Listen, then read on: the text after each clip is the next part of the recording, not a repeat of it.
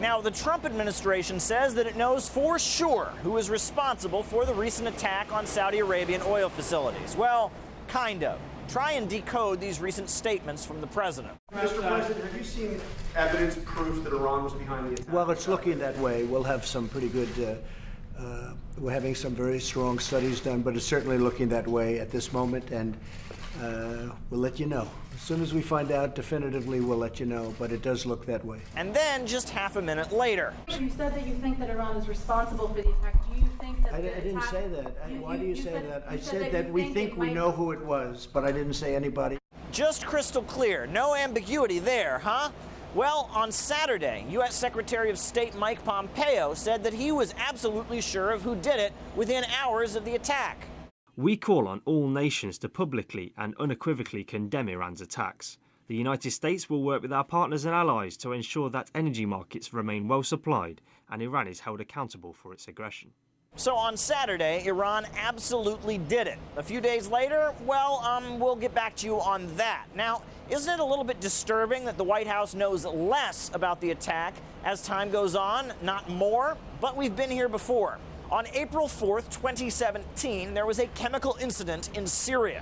The next day, the White House was pointing fingers. Today's chemical attack in Syria against innocent people, including women and children, is reprehensible and cannot be ignored by the civilized world.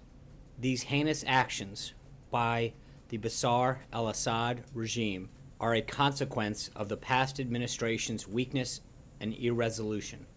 The Syrian skyline was lit up with the fireworks of 59 cruise missiles. However, a year later, James Mattis, who was then the U.S. Secretary of Defense, says they really weren't sure who did it.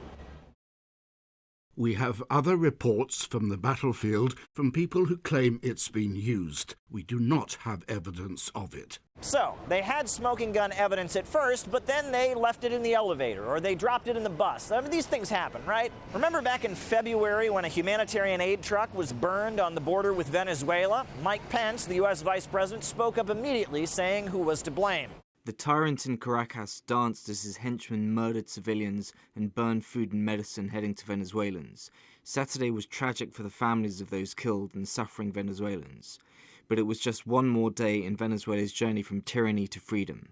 Maduro must go. Then a video emerged telling a completely different story, and it wasn't so cut and dry. Maduro is responsible for creating the conditions of violence. His thugs denied the entry of tons of food and medicine, while thousands of courageous volunteers sought to safeguard and deliver aid to Venezuelan families. Remember Saddam Hussein and his weapons of mass destruction, or should I say lack thereof? Well, they went ahead and bombed Iraq anyway, but they put on a show at the UN in the hopes of convincing the audience first. Iraq declared 8,500 liters of anthrax, but UNSCOM estimates that Saddam Hussein could have produced 25,000 liters.